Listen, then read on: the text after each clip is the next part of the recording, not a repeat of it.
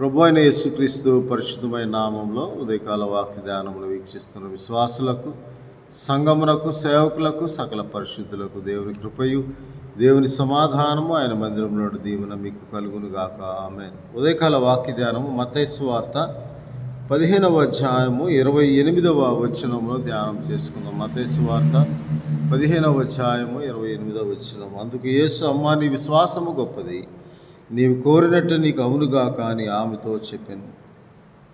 ఆ గడియలోనే ఆమె కుమార్తె స్వస్థత నొందెను. నీవు కోరినట్టే నీకు అవునుగాక అని యేసుక్రీస్తు ప్రభువారు పలికిన వెంటనే ఆమె విశ్వాసము క్రియాత్మకముగా ఉండినందున ఆమె విసుకక, ఎడతెగక, బతిమాలి గోజాడుతూ మొరపెట్టుచు ఉండగా, వదలక విడువక ప్రార్థిస్తూ ఉండగా ఆ అద్భుతం ఆమె జీవితంలో జరిగింది. మన జీవితంలో కూడా నీవు కోరిన దేవుణ్ణి, నీవు అడిగిన నీ మనవి, నీ విన్నపము అంగీకరింపబడి దేవుడు నిన్ను మెచ్చుకొని, అమ్మ, నీ విశ్వాసము గొప్పది. ఈ సన్నివేశంలో ఆమె దేవుడు మొట్టమొదటిగా పరీక్షించాడు. ఇచ్చే ముందు దేవుడు మనల్ని పరీక్షిస్తాడు. ఆమె అవసరం కొలది వచ్చిందా? దయ్యం పట్టింది కాబట్టి కుమార్తె స్వస్థ కొరకు వచ్చిందా? లేదా నన్ను గుర్చి విని విశ్వాసం వచ్చి నా యొద్దకు వచ్చిందా అని విశ్వాస పరీక్ష చేసింది. ఆ విశ్వాస పరీక్షలో దేవుడు చేసేటప్పుడు ఆ మౌనంగా ఉంటాడు. ఆమె ప్రార్థన చేసింది, అయ్యా ప్రభువా, దావీదు కుమారుడా, నన్ను కరుణించుము, నా కుమార్తె దయ్యం పట్టి బహు బాధపడుచున్నదని కేకలు వేసిందంట. ఆమె బాధనంతా చెప్పుకుంది. అక్కడ యేసుక్రీస్తు ప్రభువారు అందరి హృదయంలోనే ఎరిగినవాడు, అందరి ఆంతర్యమును ఎరిగినవాడు. ప్రతి మనుష్యుని యొక్క హృదయము ఆయనకు తెలుసు. ఏ విషయంలో, ఏ స్థితిలో ఆయన సన్నిధికి వచ్చారో, ఆయన దగ్గరకు వచ్చి ప్రార్థన చేస్తున్నారో ఆయన ఎరిగిన వాడై ఉన్నాడు. సమస్తములు ఎరిగిన వాడై ఉన్నాడు. ఆయన మన హృదయం కంటే అధికుడని 1 యోహాను పత్రిక 3వ అధ్యాయం 20వ వచనంలో రాయబడింది. సమస్తమును ఎరిగిన దేవుడు కాబట్టి ఆమెను పరీక్షిస్తూ ఉన్నాడు. ఆ పరీక్షలో మొట్టమొదటిగా ఆమె చేసిన ప్రార్థనకు ఏ ప్రత్యుత్తరం ఇవ్వలేదు. విశ్వాస పరీక్ష జరిగేటప్పుడు దేవుడు ఏ ప్రత్యుత్తరం ఇవ్వడు, మౌనంగా ఉంటాడు. అది మన అవసరము కొలది విశ్వాసం ఉంచామా, లేదా నిజముగా ఆయన విశ్వాసమునకు కర్త, ఆయన అద్భుతం చేయుటకు శక్తివంతుడు, సమర్థవంతుడు అని దేవుణ్ణి మహింపరిచే విశ్వాసం నీలో ఉన్నదా? దేవుణ్ణి వదలక విశ్వాసంలో స్థిరముగా ఉండే విశ్వాసం నీలో ఉన్నదా అని ఆయన పరీక్షించేటప్పుడు మౌనంగా ఉంటాడు. కానీ ఆయన మౌనంగా ఉన్నాడు అంటే ఆయన కార్యం జరిగించడానికి నీ వైపు ఆయన తిరిగి ఉన్నాడని మనం నమ్మాలి. రెండవదిగా, ఆమెతో ఒక మాట ఏం చెప్పలేదు. అప్పుడు ఆయన శిష్యులు వచ్చి, ఈమె మన వెంబడి వచ్చి కేకలు వేయించున్నది కనుక ఈమెను పంపివేయమని శిష్యులు రికమెండేషన్ చేస్తారు. శిష్యులు కూడా వేడుకుంటున్నారు. ఆమె ప్రార్థనలో నిలకడగా ఉంది, విసుకగా ఉంది, ఎడతెగక ఉంది. ఆయన ఆశ్రయించింది, నమ్ముకునదగిన సహాయకుడని ఆపత్కాలంలో ఆయన దగ్గరకు వచ్చింది. యేసుక్రీస్తు ప్రభువారు ఆ హృదయాన్ని ఎరిగారు. మన జీవితంలో కూడా నీవు కోరినట్టు, నీ కోరిక యావత్తు నువ్వు సిద్ధింపజేసి నీ ప్రార్థన సఫలము చేయాలి అంటే, నీవు కోరినట్టు జరగాలి అంటే నీ విశ్వాసం గొప్పదిగా ఉండాలి. అందువల్ల యేసుక్రీస్తు ప్రభువారు మొదట ఏం మాట్లాడకపోయాను, ఆయన శిష్యులు వచ్చి కూడా ఆమె పక్షముగా విజ్ఞాపన చేసినను ఆయన ఇశ్రాయేలు ఇంటి వారి దగ్గరికి వచ్చి, నేను అన్యజనుల గుర్తుకు రాలేదు. ఇంకా విశ్వాసం పరీక్ష ఇంకా అవ్వలేదు. అక్కడ ఇంకా బలముగా నేను అన్యజనుల ఎదుకు రాలేదు, కానీ నా ఇంటి వారై నశించిన గొర్రెల ఎదుకు నేను వచ్చాను, మరి ఎవరి దగ్గర నేను పంపబడలేదని చెప్పినప్పటికీ ఆమె పట్టుదలతో, పట్టు విడవక, ఆత్మయందు తీవ్రత కలిగి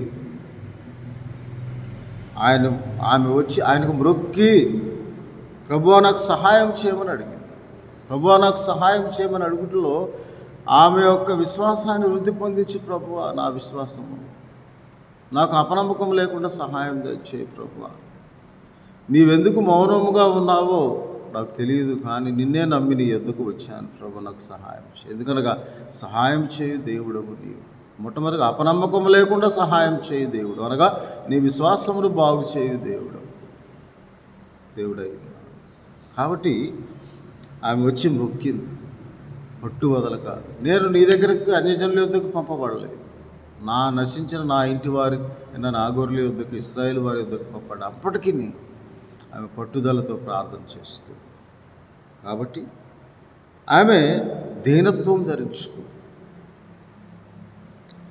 ఆ దీనత్వం ఎలాగనగా కుక్క పిల్లలకు వేయుటకు యుక్తము కాదు నా పిల్లల రొట్టెను అన్నప్పుడు నిజమే ప్రభువా, నేను పాపినే ప్రభు, నేను అయోగ్యురాలను ప్రభు, నేను అయోగ్యుడను ప్రభు, మనం ఏ యోగ్యత లేదు. నీవు నన్ను దర్శించుటకు, నీవు నన్ను జ్ఞాపకం చేసుకుంటకు నేను ఏ పాటి వాడని ప్రభువా అని దావీదు ప్రార్థన చేసిన. అప్పుడు యేసు, అమ్మ నీ విశ్వాసము గొప్పది, నీవు కోరినట్టే నీకు అవునుగాక, అవునుగాక,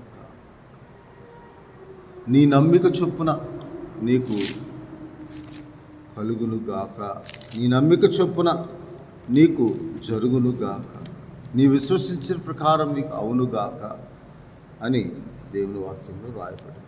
కాబట్టి మన ప్రార్థన ఎలాగ ఉండాలంటే పట్టు వదలని ప్రార్థన, విసుకక్క చేయు ప్రార్థన, ఎడతెగక చేయు ప్రార్థన, ఆయన కరుణించు వరకు, ఆయన కృపచూపు వరకు మనం ప్రార్థన చేయాలి. 77వ కీర్తన 1వ వచనం ఎలాగ చేయాలి? 123వ కీర్తనలో, దాసుడు తన యజమాని తట్టును, దాసురాలు తన యజమానురాలు తట్టును, ఆయన మనలను కరుణించే వరకు మనం ప్రార్థన చేయాలి. పట్టుదలతో ప్రార్థన అది. ఎందుకనగా అనుగ్రహించేవాడు ఆయనే, చిత్తగించేవాడు ఆయన, దయచేయువాడు ఆయన. దేవుని వాక్యంలో రాయి. మన ఆత్మను ఎత్తుకొని ప్రార్థన చేయాలి, ఆయన వైపునకు మన మనస్సును ఎత్తుకొని ప్రార్థన చేయాలి, ఆయన దిక్కునకు చూచి మన ఆత్మను ఎత్తుకొని. కీర్తన 25వ అధ్యాయం 1వ వచనం రాయబడిన ప్రకారం మనం ప్రార్థన చేయాలి. ఈ 40 దినముల ప్రార్థనలో కూడా నీవు కోరినట్టే నీకు అవునుగాక, నీ విశ్వసించిన ప్రకారమే నీకు జరుగునుగాక, నీ నమ్మిక చొప్పున నీకు కలుగునుగాక అని దేవుడు గాక అని పలికితే అది నిశ్చయముగా జరుగుతుంది. నిశ్చయముగా నీ జీవితంలో అద్భుత కార్యం జరగాలి అంటే, నిశ్చయముగా ఇదివరకు అన్నాడు చూడు నువ్వు అద్భుతములు చూడాలి అంటే నీ విశ్వాసము గొప్పదిగా ఉండాలి. విశ్వాసములో రూఢి అయిన విశ్వాసం నీకు కావాలి, అనగా ఆయన చేయగల సముద్రుడన్న నమ్మకము, విశ్వసించే హృదయం నీకు కావాలి, దేవుని మహింపరిచే స్వభావం నీకు కావాలి. ఆయన వాగ్దానం అప్పుడు నీ జీవితంలో నెరవేర్చబడుతుందని దేవుని వాక్యంలో రాయబడి. అప్పుడు ఆయన అంటాడు, ఎఫ్ఫాతా తెరవబడుము. మత్తయి సువార్త 7వ అధ్యాయం 31 నుంచి 37. అప్పుడు మార్గములు సరాలు, ద్వారములు తెరవబడతాయి. ఆ విశ్వాసమే నీ విశ్వసించిన ప్రకారం నీ నమ్మిక చొప్పున నీకు కలుగునట్లు ప్రార్థన వలన నీ అపనమ్మకమున విశ్వాసము బాగు చేసుకోవడానికి దేవుని వాక్యంలో నీ విశ్వాసం నిన్ను స్వస్థపరచున్నట్లు, నీ విశ్వాసం నీకు వృద్ధి కలుగు చేయనట్లు, నీ విశ్వాసం నిన్ను బాగు చేయనట్టుగా నీ విశ్వాసము వృద్ధి పొందించుకోవాలని దేవుని వాక్యంలో రాయబడి. కాబట్టి మార్కు సువార్తలో యేసుక్రీస్తు ప్రభువారు అంటాడు, ఆయన నీ నమ్మిక చొప్పున నీకు జరుగునుగాక అని దేవుని వాక్యంలో రాయబడి. కాబట్టి అలాగూ మనం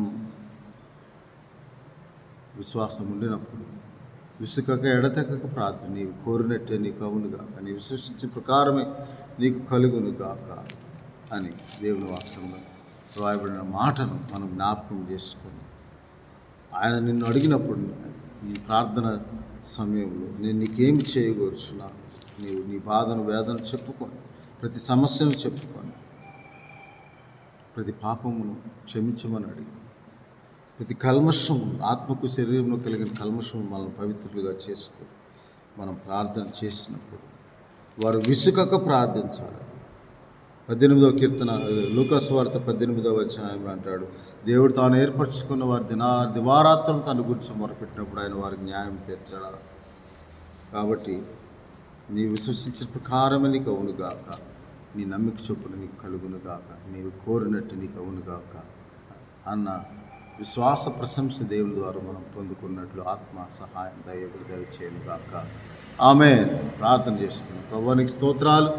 అవును తండ్రి, మీ విశ్వాస పరీక్షలో మేము నెగ్గినట్లు, మీ విశ్వాస పరీక్షలో మేము మీచే ప్రశంసింపబడి, నీ విశ్వాసం గొప్పది, నీవు కోరినట్టే నీకు అవునుగాక అని మేము కూడా అటు వాగ్దానం పొందుకునే భాగ్యం దయచేయమని కూడి వీడి ద్వారా వీక్షిస్తున్న ప్రతి ఒక్కరి ప్రార్థన ఆలకించి అటువంటి విశ్వాసం వృద్ధి పొందించి ప్రభువా మీ వాగ్దానం నెరవేర్చమని మా ప్రభువును రక్షకుడనే సూచిస్తూ వారి పరిశుద్ధమైన నామం కృతజ్ఞతాస్తుతులతో అందరి కొరకు ప్రార్థన చేయించున్నాం తండ్రి. ఆమె తండ్రి దేవుని ప్రేమ, ప్రభువును రక్షకుడైన యేసుక్రీస్తు వారి కృప, పరిశుద్ధాత్మని చాదరణ, అన్యోన్య సహవాసం ఇది మొదలుకొని దేవుని కృప మీకును మీ కుటుంబములకు తోడుగా ఉండి మీరు కోరినట్టే అవునుగాక. ఆమె దేవుడు దీవించునుగాక. ఆమె.